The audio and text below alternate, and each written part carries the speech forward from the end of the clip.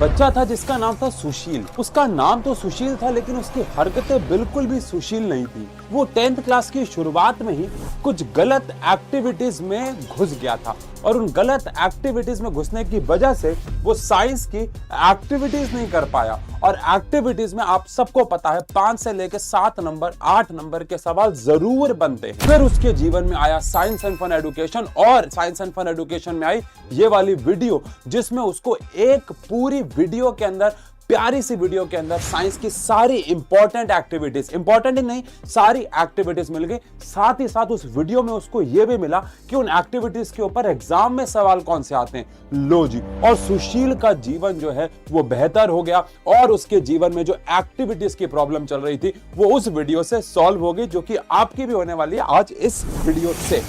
तो स्वागत है आप सभी का साइंस एंड फन पे। और आज हम यहाँ पे एक छोटी सी वीडियो, छोटी तो नहीं कहूंगा लेकिन प्यारी सी वीडियो के अंदर साइंस की सारी एक्टिविटीज को पढ़ने वाले हैं। और एक्टिविटीज को पढ़ने के साथ साथ ये भी जानेंगे कि एग्जाम में सवाल कौन से आते हैं। और ये सारे सवाल हम लोग, इनमें से बहुत सारे सवाल हम लोग केमिस्ट्री के जो हमने सेशन ले लिया है उसमें कर चुके होंगे। आई होप आप लोग हमारे साइंस एंड फन के लाइव सेशंस में भी आ रहे हो, जो कि सुबह से लेकर शाम। इस वीडियो के अंदर हम लोग आज एक कॉम्पैक्ट वीडियो के अंदर सारी एक्टिविटीज, इंपॉर्टेंट एक्टिविटीज की बात करने वाले हैं और क्या एग्जाम में सवाल आते हैं उनके ऊपर भी। चलिए, तो सबसे पहले बात करते हैं, हमारे पास पहली एक्टिविटी केमिस्ट्री की एक्टिविटी शुरू कर रहे हैं। केमिस्ट्री की एक्टिविटीज एग्जाम में ज्यादा आती है, आप सबको पता है। केमिस्ट्री की एक्टिविटी से 90% सवाल आने के चांसेस हैं और फिजिक्स की एक्टिविटी से थोड़े कम चांसेस हैं, क्योंकि उसके सवाल ही अपने आप में एक्टिविटी बेस्ड होते हैं। कोई न्यूमेरिकल होता है, सर्किट बेस्ड होते हैं, तो इसलिए केमिस्ट्री की एक्टिविटी सबसे ज्यादा ध्यान देना है। तो यहाँ पे आपको मैग्नीशियम रिबन को जलाना है। अब मैग्नीशियम रिबन को जलाते हुए कुछ बातें ध्यान रखनी होती है कि उसको पहले सैंड पेपर से रब क्यों करना पड़ता है। क्वेश्चन में पूछा हुआ है सैंड पेपर से रब क्यों करना पड़ता है, क्योंकि उसके ऊपर जो ऑक्साइड की और कभी कभार कार्बोनेट की जो लेयर बन जाती है उसको हटाना है। मेनली मैग्नीशियम ऑक्साइड की जो लेयर बनती है ताकि वो स्मूथली जले। लेकिन जलने के बाद आप क्या ऑब्जर्व करोगे, ये सवाल बहुत पूछा जाता है। तो एक तो आपको सबको पता है कि व्हाइट रंग का पाउडर बनता है जो कि मैग्नीशियम ऑक्साइड का होता है और व्हाइट डार्जिलिंग फ्लेम निकलती है। तो इस एक्टिविटी से ऑब्जर्वेशनल वाले सवाल ज्यादा आते हैं। ठीक है जी, चलिए इसके बाद अगर बात करें, अच्छा सब में कोई ना कोई केमिकल रिएक्शन भी ऑब्वियस सी बात है, और वो सारी रिएक्शन हम लोग कंप्लीट केमिस्ट्री की रिएक्शंस में पढ़ चुके होंगे। तो वो वीडियो भी अपलोड हो गई होगी जहां पे हमने केमिस्ट्री की सारी रिएक्शन एक वीडियो में करी है। तो उसको भी आप प्लीज गो थ्रू कर लीजिएगा, क्योंकि उसमें सबकी रिएक्शन हम लोग ऑलरेडी कवर कर चुके हैं। अभी एक्टिविटी पे ध्यान दे रहे हैं और उसके क्वेश्चंस पे, ठीक है ना। हमने जिंक ग्रैन्युल्स को डाला कोनिकल फ्लास्क में जहां पे हमारे पास हाइड्रोक्लोरिक एसिड पड़ा हुआ है या फिर सल्फ्यूरिक एसिड पड़ा हुआ है। तो जिंक इन दोनों एसिड के साथ रिएक्ट होने पे सॉल्ट बनाएगा, और अगर वो हाइड्रोक्लोरिक एसिड के साथ रिएक्ट हो रहा है तो जिंक क्लोराइड, नहीं तो जिंक सल्फेट बनाएगा अगर वो H2SO4 के साथ रिएक्ट हो रहा है। और बदले में कौन सी गैस रिलीज करेगा, ऑब्वियस बात है पॉप साउंड, है ना। Do you observe anything happening around the zinc ग्रैन्युल्स? Yes, zinc ग्रैन्युल्स के आसपास बबल्स आना शुरू हो जाएंगे, हाइड्रोजन गैस बनना शुरू हो जाएगी। अगर आप टच करोगे तो क्या होगा, तो ऑब्वियस बात है ये प्रोसेस एक्सोथर्मिक है। एक्सोथर्मिक है तो टच करने पे क्या होगा, ये सवाल पूछा जाता है। तो क्योंकि प्रोसेस एक्सोथर्मिक है तो टेम्परेचर जो है वो बढ़ जाएगा। एसिड और मेटल्स की रिएक्शन जनरली सारी की सारी एक्सोथर्मिक होती है, तो यहाँ पे टेम्परेचर जो है वो बढ़ जाएगा। साथ साथ प्लीज ये पॉइंटर उस पर लिखते चले जाओ, क्योंकि एग्जाम में इन्हीं के ऊपर सवाल बनेंगे जो कि बात कर रहा हूं। इसके बाद आता है, ये तो भाई साहब सबको पता है, बहुत इंपॉर्टेंट है, कि एक बीकर लिया, बीकर में हमने डाल दिया कैल्शियम हाइड्रोक्साइड, उसमें डाल दिया हमने पानी। कैल्शियम हाइड्रो, मैं ज्यादा टाइम नहीं वेस्ट करने वाला, आपका पेपर के दिन चल रहा है तो कॉम्पैक्ट वीडियो रखेंगे। कैल्शियम हाइड्रोक्साइड को पानी, कैल्शियम ऑक्साइड को पानी में डाला तो कैल्शियम हाइड्रोक्साइड बनता है, सबको पता है। लेकिन क्या सवाल आते हैं, take small amount of calcium oxide, उसको बीकर में डाल दिया, slowly add water to it, touch the beaker. Touch करोगे तो क्या फील होगा, टेम्परेचर बढ़ जाएगा। क्या फील होगा, टेम्परेचर बढ़ जाएगा। क्यों बढ़ जाएगा temperature, because again process is exothermic, है ना। प्रोसेस क्या है, एक्सोथर्मिक है, तो इस केस में टेम्परेचर बढ़ जाएगा, कैल्शियम हाइड्रोक्साइड फॉर्म हो जाएगा। हाँ भाई, 2 grams of ferrous sulphate crystals in a dry test tube को आपने हीट किया। Note the colour change of ferrous sulphate. तो फेरस सल्फेट का कलर पेल ग्रीन से कलरलेस हो जाएगा, क्योंकि वो कन्वर्ट हो जाएगा फ्रॉम FeSO4.7H2O से FeSO4 में। रिएक्शन वाली वीडियो में पूरी रिएक्शन को समझा हुआ है। Heat the boiling tube over the flame of the burner or spirit lamp as shown. Observe the color change of the crystals heating. तो सबसे पहले तो कलर में क्या बदलाव आया, कलर हुआ लाइट ग्रीन से कलरलेस, क्योंकि FeSO4.7H2O से FeSO4 बना। उसके बाद फर्दर हीट करते चले जाएंगे, फर्दर हीट करते चले जाएंगे तो FeSO4 Fe2O3 में कन्वर्ट होगा, और जो व्हाइट कलर था, कलरलेस था, वो एक्चुअली में ब्राउनिश में कन्वर्ट होगा।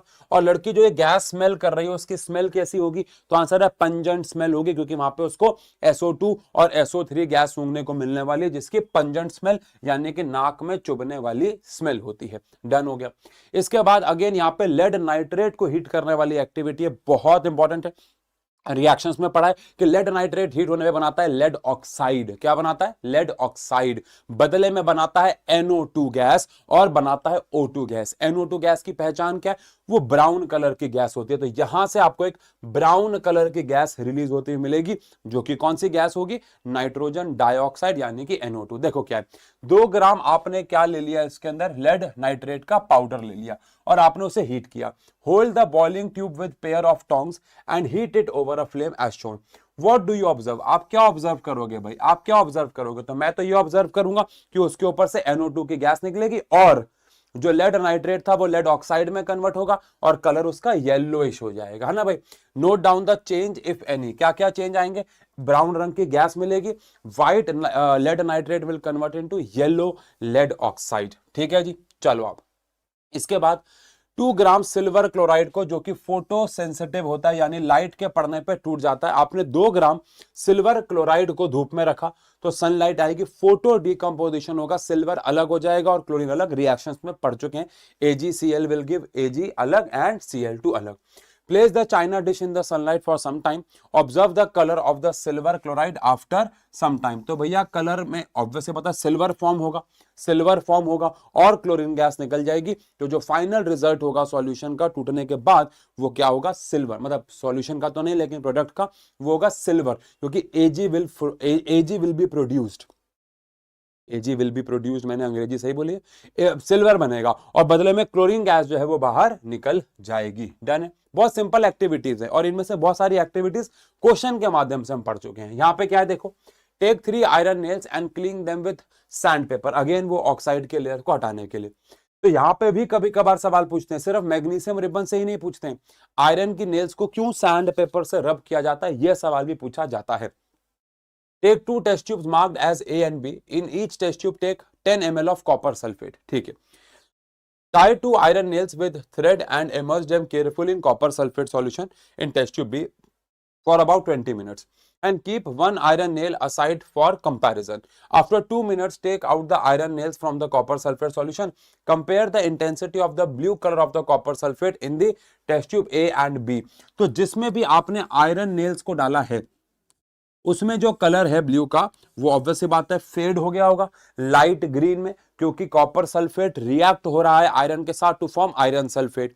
तो जिसमें भी आपने आयरन नेल्स डाली हुई है उसका कलर फेड हो जाएगा, बहुत डार्क ब्लू से वो पेल ग्रीन या लाइटिश ब्लू की तरफ जाना शुरू हो जाएगा।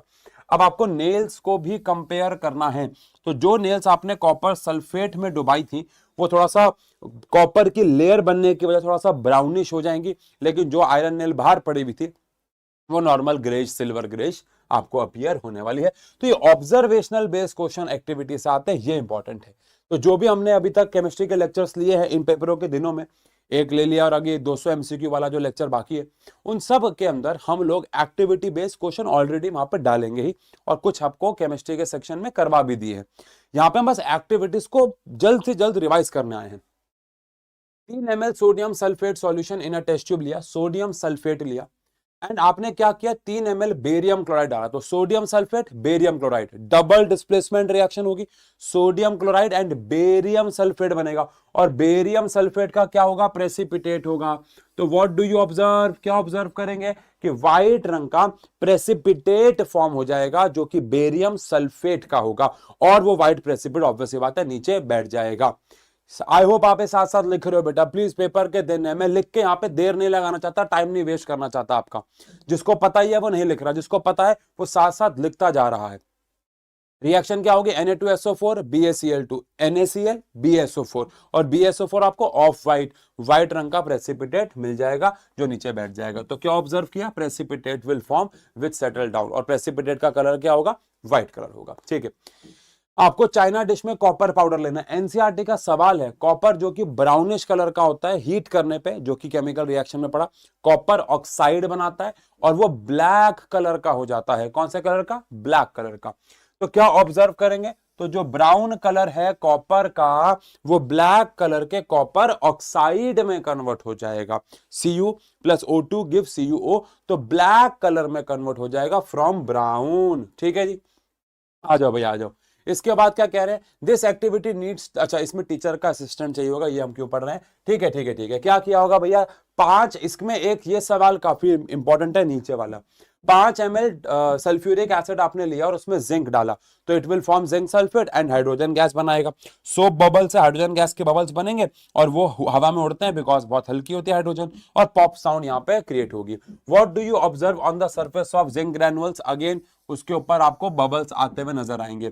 पास द गैस जो इन्वॉल्व हो रही है सोप सॉल्यूशन में, why are bubbles formed in the soap solution, bubbles क्यों बन रहे हैं, क्योंकि हाइड्रोजन गैस जो है वो सोप में ट्रैप हो रही है जिसकी वजह से बबल्स फॉर्म हो रहे हैं। बर्निंग मैस्टिक लाओगे तो क्या ऑब्जर्व करोगे, जो बबल है वो पॉप साउंड से जलेंगे। अब सुनो, अगर आप यही एक्टिविटी HCl से कराओगे तो क्या होगा, लगभग सेम रिजल्ट है। लेकिन अगर आपने ये वाली एक्टिविटी किसके साथ कराई, HNO3 के साथ, तो आपको यहां पे हाइड्रोजन गैस के बबल्स नहीं मिलने वाले, क्योंकि HNO3 एक ऑक्सीडाइजिंग एजेंट है। तो ये सवाल बहुत पूछ सकते हैं। इसके बाद CH3COH के साथ कराओगे जो कि एक वीक एसिड है, तो हाइड्रोजन गैस के बबल्स तो बनेंगे लेकिन कम बनेंगे एज कंपेयर टू HCl या फिर H2SO4, बबल्स कम बनेंगे क्योंकि एसिटिक एसिड एक वीक एसिड होता है। ठीक है, डन है। तो यहाँ पे क्या ले रहे हैं भैया, इस वाली रिएक्शन में क्या है हमारे पास, ओके ओके ओके, ठीक है ठीक है, आओ चेक करते हैं। तो यहाँ पे हमने सोडियम कार्बोनेट लिया है, यहाँ पे हमने लिया सोडियम कार्बोनेट और उसको हम लोग हाइड्रोक्लोरिक एसिड के साथ रिएक्ट करा रहे हैं। तो जब भी कोई मेटल कार्बोनेट एसिड के साथ रिएक्ट होता है तो कार्बन डाइऑक्साइड निकालता है, सबको पता है। और ये कार्बन डाइऑक्साइड जा रही है कैल्शियम हाइड्रोक्साइड यानी लाइम वाटर में, और लाइम वाटर को ही मिल्की कर देगी। बाकी आओ पढ़ते हैं। 2 टेस्ट ट्यूब लेनी है, label them as A and B। ठीक है, ए में हमने सोडियम कार्बोनेट और एसिड डाला हुआ है। 5 ग्राम सोडियम कार्बोनेट लेना है टेस्ट ट्यूब ए में, और 0.5 ग्राम सोडियम हाइड्रोजन कार्बोनेट लेना है टेस्ट ट्यूब बी में। अच्छा, वो अलग टेस्ट ट्यूब है। एड अबाउट 2, दोनों में आपको 2-2 ml हाइड्रोक्लोरिक एसिड डाल देना है। क्या ऑब्जर्व करोगे, दोनों ही केसेस में, चाहे आप हाइड्रोजन कार्बोनेट लो, चाहे आप हाइड्रोजन कार्बोनेट लो, चाहे आप नॉर्मल अपना सिर्फ कार्बोनेट लो, दोनों ही केसेस में सॉल्ट बनेगा, पानी बनेगा और कार्बन डाइऑक्साइड गैस बनेगी। दोनों ही केस में कार्बन डाइऑक्साइड बनेगी। तो आप लिख दोगे कि दोनों ही केस में ब्रिस्क एफरवेसेंस निकलेगी, यानी कार्बन डाइऑक्साइड के बुलबुले। अब इस गैस को अगर आप पास कराते हो लाइम वाटर में तो क्या ऑब्जर्व होगा, क्योंकि यहाँ पे ये नहीं बोला हुआ एक्सेस में, तो इतना बोलेंगे कि अगर लाइम वाटर में पास कराएंगे तो lime water will turns milky. लेकिन सोचो कितना मजा आएगा अगर आप सिर्फ इसमें ये लिखाओ कि लाइम वाटर मिल्की तो होगा ही होगा, लेकिन साथ साथ lime water will turn milky, but if we pass excess of carbon dioxide it will again converts into transparent solution. और रिएक्शन लिख दोगे तो मजा ही आ गया, जो कि रिएक्शन वाली वीडियो में कवर कर रखी है। चलो आ जाओ, एक्टिविटी पे आते हैं। कोई डायग्राम नहीं है, सिर्फ एक एक्टिविटी है। Take 2 ml of NaOH solution in a test tube and add few drops of phenolphthalein. तो NaOH में फिनोल्फथलीन डालोगे तो क्या होगा भैया, कलर पिंक हो जाएगा, क्योंकि NaOH एक बेस है, तो कलरलेस से कलर पिंक हो जाएगा। Add dilute HCl solution to the above solution, drop करके उसमें HCl डालना है। Is there any change in the colour, yes, क्योंकि HCl एक एसिड है तो वो धीरे धीरे बेस को न्यूट्रलाइज करेगा और धीरे धीरे कलर फिनोल्फथलीन का वापस से कलरलेस होना शुरू हो जाएगा। Why did the color of phenolphthalein change after the addition of an acid? Due to neutralization of base present in it. इस वाले सवाल में कह रहे हैं कि अगर कलर चेंज हुआ तो क्यों चेंज हुआ, तो आंसर है क्योंकि आपने उसके अंदर एसिड डाला और जो उसके अंदर NaOH नाम का बेस पड़ा था वो न्यूट्रलाइज होना स्टार्ट हो गया। अब आपको दोबारा से NaOH डालना है। Does the pink color of phenolphthalein reappear? क्या पिंक कलर दोबारा आएगा? अगर आपने कम डाला तो नहीं आएगा, बट अगर आपने हाँ दोबारा से NaOH डाला तो वापस से कलर पिंक आएगा। Why do you think this has happened? क्योंकि अगेन जब आपने NaOH डाला होगा तो बेस की कंसंट्रेशन वापस बढ़ जाएगी, pH जो है वो 7 से ज्यादा हो जाएगा। देखो जब जब pH 7 से ज्यादा होगा phenolphthalein will change its colour. तो आंसर है यस, फिनोल्फथलीन दोबारा से पिंक हो जाएगा due to the presence of base. समझ गए? ये सवाल लिखते चले जाओ भैया, टाइम नहीं है हमारे पास। चलो आओ, बहुत प्यारा सवाल, इसके ऊपर तो बहुत बार क्वेश्चन आए हैं। खासकर यहाँ पे क्या आता है, ये सॉल्यूशंस को बदल देते हैं, सॉल्यूशंस को बदल देते हैं। यहाँ पे ये बदल दिया, इसके बजाय ये लगा दिया, इसके बजाय ये लगा दिया, तो उसके ऊपर सवाल बहुत आते हैं। देखो, टेक सॉल्यूशन ऑफ ग्लूकोज, अच्छा ये वही सवाल है, देखो वही सवाल, आपने ग्लूकोज लिया, ये इसके ऊपर तो बहुत सवाल आया है। सेशन को लाइक कर दो अगर आपने समझा। तो यहाँ पे आपने क्या किया, ग्लूकोज लिया, अल्कोहल लिया और हाइड्रोक्लोरिक एसिड लिया, सल्फ्यूरिक एसिड भी ले लिया, ठीक है। आपने एक कंटेनर बनाया, इसमें 2 कीले ठोक दी, यहाँ पे कॉर्क बनाया। अब बल्ब जलाना है ना, तो क्या ग्लूकोज डालने पे बल्ब जलेगा? आंसर है ग्लूकोज डालने पे बल्ब नहीं जलने वाला, अल्कोहल डालने पे भी बल्ब नहीं जलने वाला, क्योंकि ये दोनों के दोनों पानी में जाके टूटते नहीं है, कोई आयंस पानी में नहीं देते हैं। लेकिन हाइड्रोक्लोरिक एसिड और सल्फ्यूरिक एसिड ये दोनों के दोनों पानी में जाने के बाद टूटते, या फिर कोई बेस जो पानी में घुलता, और ये बिजली कंडक्ट करने वाले, यही सवाल पूछा हुआ है, आप देख सकते हो।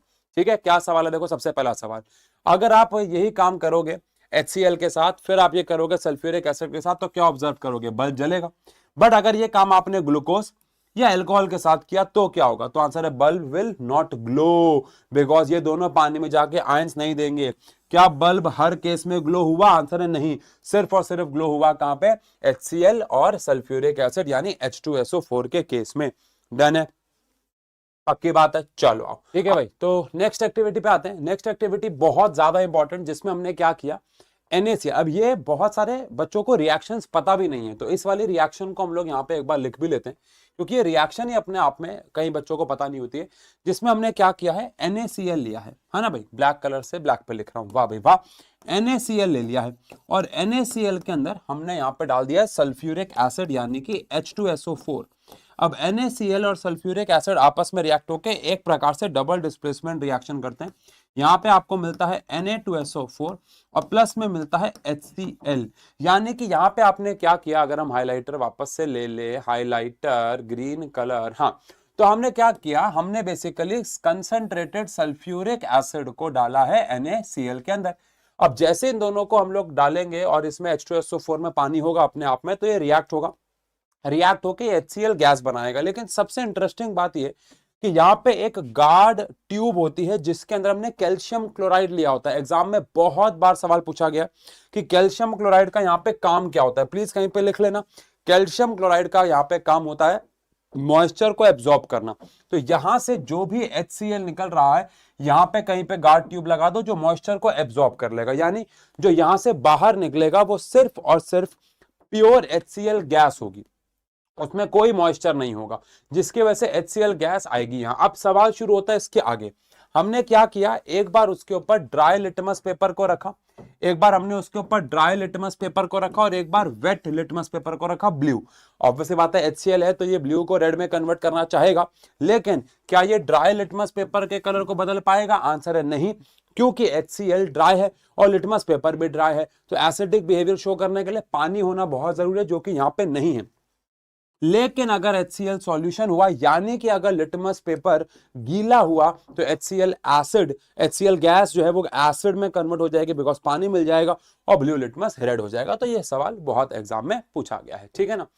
इसके बाद 10 ml आपने वाटर लिया in a beaker, add few drops of concentrated H2SO4 आपने उसमें डाल दिया to it and swirl the beaker slowly, और फिर आपने धीरे धीरे बीकर को आराम से मूव किया। Touch the base of the beaker, is there any change in the temperature? अगर आप बीकर को टच करोगे तो क्या आपको कोई भी टेम्परेचर में चेंज मिलेगा? आंसर है हाँ, क्योंकि आप क्या कर रहे हो, आप उसके अंदर सल्फ्यूरिक एसिड को डाइल्यूट कर रहे हो। और आपने कैसे किया है सल्फ्यूरिक एसिड को डाइल्यूट? पानी में एसिड डाला है, एसिड में पानी नहीं, वरना आपको पता है प्रॉब्लम होती है। इज दिस रिएक्शन एक्सोथर्मिक या एंडोथर्मिक? ऑब्वियस सी बात है, रिएक्शन एक्सोथर्मिक है, प्रोसेस एक्सोथर्मिक है। Repeat the above activity with sodium hydroxide. क्या सोडियम हाइड्रोक्साइड, ये बहुत कम बच्चे जानते हैं कि सोडियम हाइड्रोक्साइड के जो पैलेट्स होते हैं, जो सोडियम हाइड्रोक्साइड की एक प्रकार से गोलियां होती हैं, अगर आप उसको भी पानी में डालोगे तो आपको सेम एक्सोथर्मिक ही मिलेगा, यानी एसिड को डाइल्यूट करना भी एक्सोथर्मिक है और सोडियम हाइड्रोक्साइड का सॉल्यूशन बनाना भी, सॉलिड से उसको एक्वास फॉर्म में लेके जाना भी एक्सोथर्मिक होता है, ठीक है जी। इसके बाद अगली एक्टिविटी पे आते हैं। आपके पास क्या है भैया, कॉपर सल्फेट के क्रिस्टल से आप उसको हीट कर रहे हो। कॉपर सल्फेट .5H2O, ये ब्लू कलर का होता है। हीट करने पे 5 मॉलिक्यूल्स H2O के रिलीज हो जाते हैं और बचता है सिर्फ और सिर्फ कॉपर सल्फेट, जो कि कलरलेस हो जाता है। Heat a few crystals of copper sulphate in a dry, what is the colour of the copper sulphate after heating? After heating वो व्हाइट हो जाएगा और बिफोर हीटिंग वो ब्लू था। Do you notice water droplets in the boiling tube? क्या आपको boiling tube में water droplets दिखेंगे? तो आंसर है हाँ। कहां से आए? तो आंसर है water of crystallization. Copper sulphate के पास .5H2 होते हैं, तो वही पानी जो है वो इवेपोरेट होके वेपराइज होके बाहर आए हैं। Add 2-3 drops of water on the sample of copper sulphate obtain after heating. अब आप पानी वापस से डाल दो। जैसे आप पानी वापस से डालोगे क्या ऑब्जर्व करोगे? क्या वापस से उसको पानी मिल जाएगा? और क्या पानी मिल गया तो क्या जो ब्लू कलर है कॉपर सल्फेट का वो वापस से स्टोर हो जाएगा? तो आंसर है हाँ, क्योंकि उसे जैसे पानी मिल जाएगा वो अगेन कन्वर्ट हो जाएगा CuSO4.5H2O में, तो अपना कलर वापस से वो ब्लू कर लेगा। डन है, ठीक है। इसके बाद ये मेटल्स एंड नॉन मेटल की एक्टिविटी है, बहुत ज्यादा मुश्किल नहीं है। यहाँ पे हमारे पास एक रॉड है, हम उसको एक तरफ से हीट कर रहे हैं, इधर हमने पिन लगाई है। ये तो मैंने वन शॉट में एक्टिविटी आपको प्रॉपर करके भी दिखाई थी, पीछे वाली तो काफी एक्टिविटीज करके दिखा चुका हूं। खैर यहाँ पे हमने क्या किया, हीट किया। यहाँ पे वैक्स की मदद से हम लोगों ने पिन को लगा रखा है, तो जैसे जैसे कंडक्शन होगा, मेटल रॉड है, मेटल है, एल्यूमिनियम है, मेटल है, कोई भी मेटल हो सकता है, एल्यूमिनियम है, कॉपर है, तो क्या हो रहा है, हीट हो रहा है, वो गुड कंडक्टर ऑफ हीट है। यहाँ से वैक्स पिघल जाएगी और पिन जो है वो नीचे गिर जाएगी। टेक एन एल्यूमिनियम और copper wire, clamp this wire on stand as shown in the figure, fix a pin to the free end of the wire using wax, heat the wire with spirit lamp. ठीक है, what do you observe after some time? थोड़े time तक heat जो है वो यहां से conduct होकर यहां तक पहुंच जाएगी। इससे साबित होता है कि metals are good conductor of heat.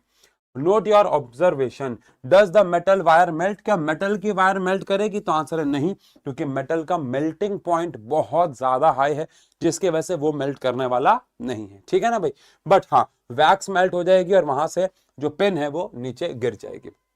Okay, take magnesium ribbon and sulphur powder, burn the magnesium ribbon, collect the ashes formed and dissolve them in water। तो मैग्नीशियम पानी में जाके मैग्नीशियम पहले बात तो ऑक्सीजन से रिएक्ट हुआ, मैग्नीशियम ऑक्साइड बनाया, और मैग्नीशियम ऑक्साइड एक बेसिक ऑक्साइड है, तो पानी में जाने के बाद वो बेस बनाएगा। टेस्ट द रिजल्टेंट सॉल्यूशन, आप उसको रेड लिटमस पेपर से और ब्लू से टेस्ट करोगे तो क्या देखने को मिलेगा कि रेड लिटमस पेपर तो ब्लू हो जाएगा, बट ब्लू वाला ब्लू ही रहेगा। ठीक है ना। Is the product formed on burning magnesium acidic और बेसिक? तो आंसर है बेसिक, क्योंकि मेटल के ऑक्साइड्स बेसिक होते हैं। Now burn sulphur powder, same काम करोगे तो फ्यूम जो निकलेंगे, अगेन सल्फर एक नॉन मेटल है, और नॉन मेटल का जो ऑक्साइड होता है वो एसिडिक होता है, तो पानी में जाने के बाद ब्लू लिटमस पेपर के कलर को रेड कर देगा, लेकिन रेड वाला सेम रहेगा। ठीक, बहुत सिंपल है। आपको can you right the equation for the reactions? बिल्कुल लिख सकते हैं इक्वेशन, क्यों नहीं लिख सकते? इसमें आपको इक्वेशन लिखने को बोला भी गया है, आ जाओ। तो सबसे पहले आपने मैग्नीशियम लिया, आपने उसको ऑक्सीजन के साथ जला दिया, क्या बन गया आपके पास? Magnesium oxide. फिर आपने मैग्नीशियम ऑक्साइड को पानी में डाल दिया, पानी में डालने के बाद बन गया क्या? मैग्नीशियम हाइड्रोक्साइड, जो कि एक बेस है। ये काम आपको अब सल्फर के लिए करना है। आपने सल्फर को ऑक्सीजन के साथ जलाया, क्या मिलेगा आपको? SO2, और SO2 को आपने एक्सेस अमाउंट में पानी में डाल दिया, तो आपको H2SO3 या H2SO4 नाम के एसिड मिल जाएंगे, जो कि एसिडिक नेचर को शो करने वाले हैं। डन है, ठीक है, आ जाओ। इसके बाद क्या है भैया? Clean, take a clean wire of copper and an iron nail, put the copper wire in solution of iron sulphate and the iron nail in the solution of copper sulphate. 20 minute तक observe करो। एक बार आपने क्या किया, clean wire ले ली copper की, क्लीन वायर ले ली, एक सेकेंड, हाँ, क्लीन वायर ले ली कॉपर की, और आयरन का एक नेल ले लिया। Put the copper wire in solution, copper wire को आयरन सॉल्यूशन में रखा, तो कॉपर वायर को आयरन सॉल्यूशन में रखने से कुछ नहीं होगा, बिकॉज कॉपर जो है वो आयरन से लेस रिएक्टिव होता है। And the iron nail in solution of copper sulphate, और आयरन को कॉपर सल्फेट में रखोगे तो यहां रिएक्शन होगी, because iron is more reactive than copper, वो उसको डिस्प्लेस कर देगा। Taken in the test tube, 20 minute तक। In which test tube did you find that reaction has occurred? ये तो मैंने आपको बता ही दिया, सेकंड वाली टेस्ट ट्यूब में रिएक्शन होगी। On what basis? आप ये कह सकते हो बिकॉज हमें कलर में बदलाव मिला, ब्लू कलर का कॉपर सल्फेट पेल ग्रीन आयरन सल्फेट में कन्वर्ट हो गया है। Can you relate your observation for activity 3. अच्छा, ये अभी के लिए छोड़ो। Right balance equation for the reaction, दोनों के दोनों रिएक्शन हम लोग क्लास में लिख चुके हैं, फिर भी क्योंकि ये कह रहा है तो इसके कहने पे आओ लिख देते हैं। तो कॉपर, अरे अच्छा ये तो हाइलाइटर है, अरे व्हाइट कलर है, तो कॉपर सल्फेट जो है जब आप उसको आयरन से रिएक्ट करवाओगे तो आपको मिलेगा FeSO4 यार, और ये रिएक्शन भी बैलेंस्ड है, ज्यादा तिगड़मबाजी तो है नहीं यहाँ पे। ठीक है जी, चलो आ जाओ।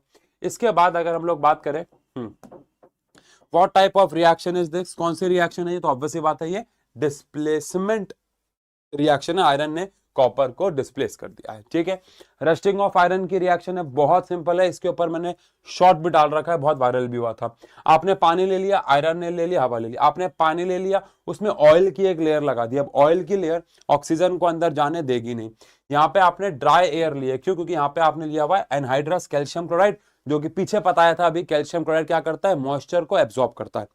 तो कौन से वाले केस में आपको रस्टिंग सबसे ज्यादा मिलने वाली है, तो आंसर है फर्स्ट टेस्ट ट्यूब में, क्योंकि यहाँ पे पानी भी है, मॉइस्चर भी है, एयर भी है, यानी ऑक्सीजन भी है।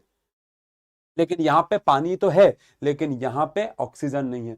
यहाँ पे ऑक्सीजन तो है, काफी हद तक पूरी टेस्ट ट्यूब भरी हुई है, लेकिन यहाँ पे क्या नहीं है, पानी नहीं है, मॉइस्चर नहीं है। तो कोरोजन इस वाली नेल में होगा, बाकी दोनों में नहीं होगा। तो ये इसके ऊपर है, पढ़ लोगे ना, पढ़ लोगे ना, ये तो सेम है। ठीक है, इसके बाद ये थोड़ा सा फ्लेम के ऊपर एक छोटी सी एक्टिविटी आती है। कह रहे light a Bunsen burner and adjust the air hole at the base. अगर आपने कोई बर्नर यूज किया है तो उसके नीचे ना एक छोटा सा छेद होता है और उसके ऊपर एक चूड़ी होती है, जैसे घुमा सकते हैं, और इस छेद से हम ऑक्सीजन की सप्लाई को कंट्रोल कर सकते हैं। हाँ, base and get different types of flames, presence of smoke.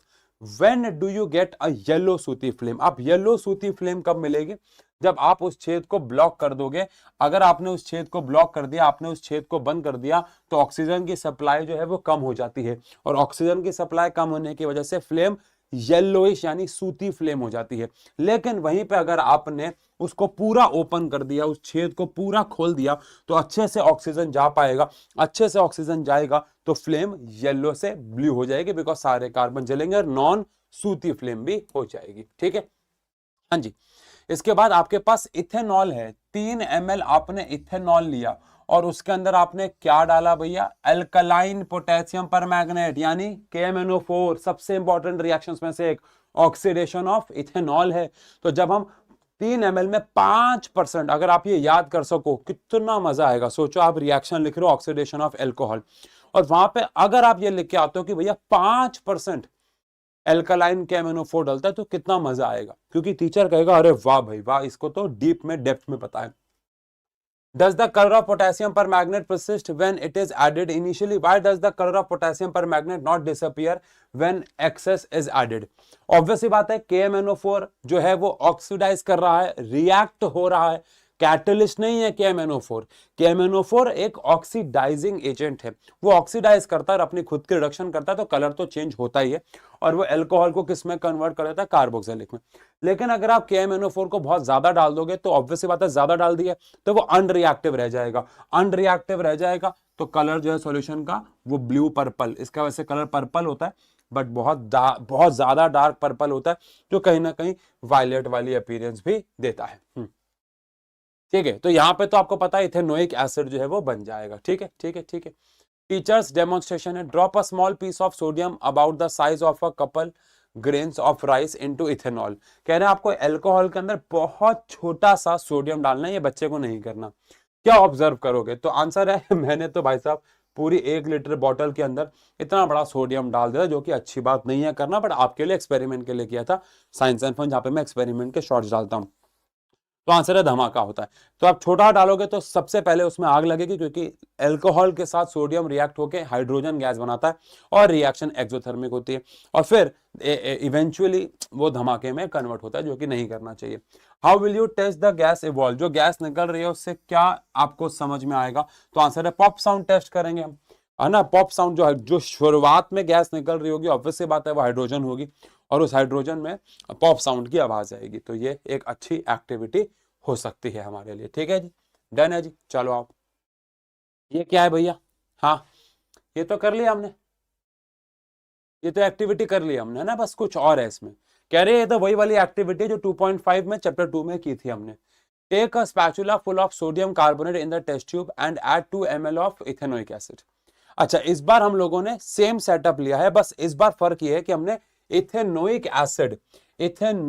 Acid को रिएक्ट करवाया है सोडियम कार्बोनेट के साथ। तो बात एक ही है, अभी भी कौन सी गैस तो निकलेगी, कार्बन डाइऑक्साइड। ये दोनों रिएक्ट होकर कार्बन डाइऑक्साइड गैस निकालते हैं, तो बुलबुले उठेंगे। और अगर इस बुलबुले वाली गैस को लाइम वाटर में पास करा दोगे तो हाँ ये कार्बन डाइऑक्साइड है, और कार्बन डाइऑक्साइड के प्रेजेंस में लाइम वाटर जो है वो मिल्की हो जाएगा। रिएक्शन लिख देना। पास द गैस, ठीक है। Can the gas produced by the reaction between ethanoic acid and sodium carbonate be identified by this test? Yes, because the gas is carbon dioxide and only carbon dioxide gas, जो कि हमारे syllabus की gases हैं, only carbon dioxide gas can turn lime water milky. तो हाँ ये carbon dioxide के presence को टेस्ट भी करता है। यही काम आपको सोडियम हाइड्रोजन का, सेम वही क्वेश्चन, अगर आप सोडियम कार्बोनेट के बजाय सोडियम हाइड्रोजन कार्बोनेट लोगे तो क्या फर्क पड़ेगा? आंसर है कोई फर्क नहीं पड़ेगा, सेम रिजल्ट मिलेगा, सेम रिजल्ट। डन, ठीक है। अरे ये तो बायोलॉजी की एक्टिविटी पे आ गए भाई हम। बायोलॉजी की एक्टिविटी है, सबको पता है यहाँ पे क्या है। दो टेस्ट ट्यूब है, दोनों में हमने लाइम वाटर ले लिया। एक में पिचकारी से क्या भर रहे हैं हम लोग, हवा डाल रहे हैं, और एक में मुंह से हवा ब्लो कर रहे हैं। तो दोनों में से कौन से केस में लाइम वाटर जल्दी मिल्की हो जाएगा? तो आंसर है जिसमें मुंह से हवा भर रहे हैं। अगेन मैंने इसके ऊपर लाइम वाटर मिल्की के ऊपर वन शॉट में आपको बताया था। अभी तो आपके पास टाइम नहीं उधर उस डायरेक्शन में नहीं जाना, बट हाँ इसमें मुंह से हवा आप ब्लो करोगे उसमें lime water will turn milky, क्योंकि मुंह से एक्सहेल की गई हवा में मोस्टली कार्बन डाइऑक्साइड होती है, और हवा में जो पिचकारी होगी वो तो एटमॉस्फेयर की हवा को उसके अंदर डाल रही होगी, तो उसमें बहुत कम कार्बन डाइऑक्साइड होगी। Take some freshly prepared lime water in a test tube. Blow air through this lime water. Note how long it takes for the lime water to turn milky. Use syringe या पिचकारी करोगे तो ठीक है, वही वाली बात है।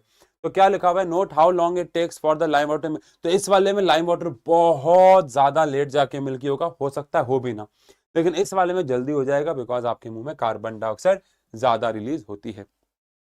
फोटोट्रॉपिज्म को रिप्रेजेंट करता है। एक कोनिकल फ्लास्क लेना है, पानी से भरना है, उसमें एक पौधा लगाना है, उसको खिड़की के पास रख देना है ना। जहां पे आपकी धूप आ रही होगी उस तरफ आपको पता है स्टेम के उस तरफ ऑक्सीजन कम निकलते हैं, उसके ऑपोजिट साइड पे ज्यादा, ऑपोजिट साइड पे ग्रोथ ज्यादा होगी और लाइट की तरफ मुड़ जाएगी। लेकिन सवाल क्या पूछ रहे हैं? देखो सवाल पूछ रहे हैं, have the old parts of the shoot and route change direction?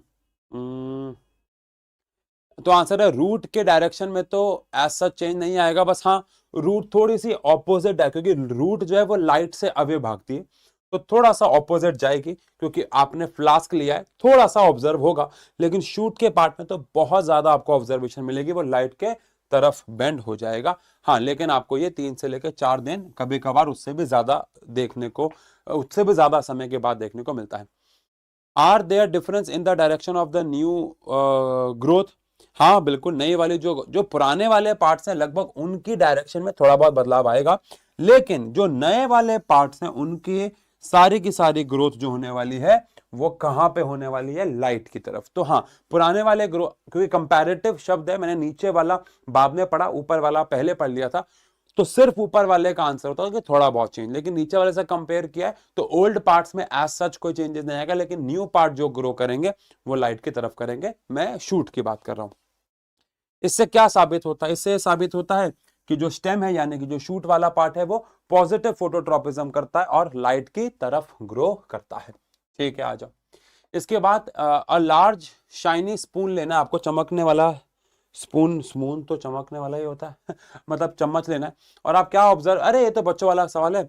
ऐसे देखोगे तो कनकेव मिरर है, पास देखोगे तो आपको सीधी इमेज नजर आएगी, दूर में ब्लर हो जाएगी लेकिन उल्टी हो जाएगी। लेकिन अगर आप ऐसे देखोगे मिरर तो ये कन्वेक्स है, ये ऐसे देखोगे तो कन्वेक्स है, इसमें आपको इमेज छोटी लेकिन वर्चुअल एंड इरेक्ट नजर आएगी। इसमें पास में वर्चुअल इरेक्ट लेकिन दूर में इन्वर्टेड हो सकती है। तो वो वाला सवाल है। कंपेयर करना है तो हमने ये कंपेयर कर भी दिया है, डन है। ठीक है भाई। इसके बाद क्या है देखो, take a straight thick copper wire and place it between the point X and Y. ठीक है, the wire X Y is kept perpendicular to the plane of the paper. Horizontally place a small compass near to this copper wire. See the position of its needle. Pass the current. अच्छा आपने needle देख ली, तो needle एक जगह पे fixed है, अभी गत्ता लगाया, करंट पास कराने वाले हैं, अभी कराया नहीं है। Pass the current through the wire by inserting the key. अब की ऑन करो और करंट पास कराओ, क्या आपको कंपास के निडल में कोई चेंज मिलेगा? हाँ, लेकिन इसके ऊपर सवाल कैसे आते हैं? इसके ऊपर सवाल आते हैं, अच्छा निडल पे चेंज तो मिलेगा because current carrying wire creates magnetic field around it, लेकिन डिफ्लेक्शन के ऊपर सवाल कैसे आते हैं कि अगर मैं इस कंपास को वायर से दूर ले जाऊं तो डिफ्लेक्शन में क्या होगा? कम हो जाएगा। अगर मैं इस कंपास को वायर के पास लाऊं तो क्या होगा, डिफ्लेक्शन बढ़ेगा। करंट को बढ़ा दूं तो डिफ्लेक्शन के साथ क्या होगा, बढ़ेगा। करंट को कम कर दूं तो डिफ्लेक्शन कम हो जाएगा। ऐसे सवाल आपसे पूछते हैं, ठीक है। हाँ, ये हमारे पास एंड्रे मैरी एम्पियर जी का एक्सपेरिमेंट, जहां पे हमने एक हॉर्सशू मैग्नेट ली और यहाँ पे ली एल्यूमिनियम रॉड। अब एल्यूमिनियम मैग्नेट से अट्रैक्ट या रिपेल तो नहीं होता, लेकिन जैसे करंट पास कराया इसमें से, ये डिफ्लेक्ट हुई, यानी कि इस पे फोर्स लगी। क्यों लगी, बिकॉज करंट कैरिंग कंडक्टर जब भी एक्सटर्नल मैग्नेटिक फील्ड में रखा जाता है उस पर फोर्स लगती है।